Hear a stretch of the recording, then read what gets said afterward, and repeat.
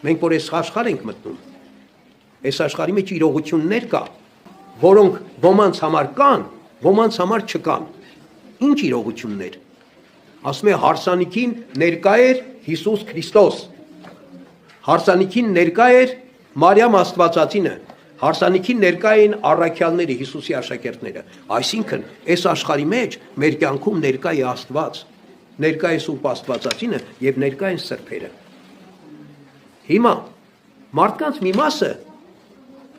գիտի այս ներկայությունը եւ այս ներկայության մեջ է ապրում։ Մարդկանց մի մասը չգիտի եւ առանց այս ներկայությանը ապրում։ Մարդիկ կան, որոնց համար Աստված կա։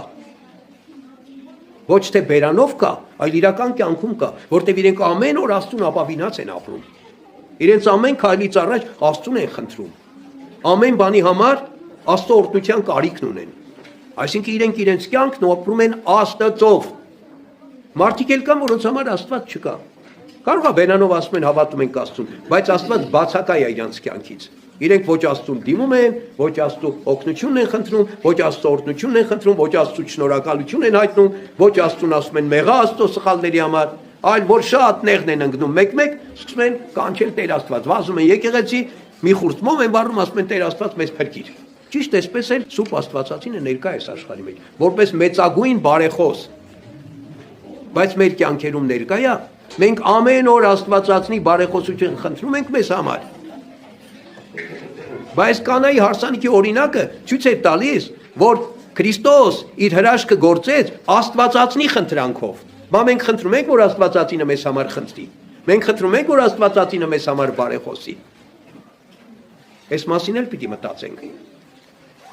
Աստվածածինը մեզ համար մեր Տիրոջ Հիսուս Քրիստոսի մայրն է, թե մայրը չի։ Տիրամայր է, թե տիրամայրը չի։ Ողջ քրիստոնյաների եկեղեցու մայրն է, թե մայրը չի։ Եթե մայրն է, բա ո՞նց կարա մարդը առանց մորը հիշելու, մորը մոռացած իր կյանքը ապրի։